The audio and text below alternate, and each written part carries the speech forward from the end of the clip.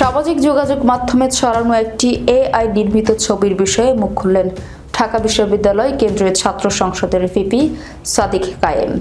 তাকে নিয়ে বিভিন্ন মাধ্যমে প্রোপাগান্ডা চালানো এবং সম্প্রতি এক বক্তব্যে বিএনপির জ্যেষ্ঠ যুগ্ম মহাসচিব রুহুল কবির রিজভী ওই ছবির সঙ্গে সাদিক কায়েমের সম্পৃক্ততা নিয়ে অভিযোগ তোলায় বিএনপি এবং রিজভীকে প্রকাশ্যে ক্ষমা চাওয়ার আহ্বান জানিয়েছেন তিনি।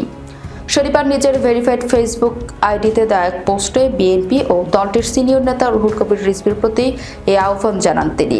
পোস্টে সাদিক কায়েম লেখেন, আওয়ামী প্রোপাগান্ডা সেল কর্তৃক প্রচারিত এআই জেনারেটেড ছবিকে সত্য ধরে নিয়ে বিএনপি সিনিয়র নেতা রুহুল কবির রিজভী শরীফ ওসমান হাদির হত্যা চেষ্টাকারীর সঙ্গে আমাকে জড়িয়ে যে অপতথ্য ছড়িয়েছেন তা বিএনপির মতো সংগঠনের সিনিয়র নেতার কাছ থেকে কোনোভাবেই প্রত্যাশিত দায়িত্বশীল আচরণ নয়।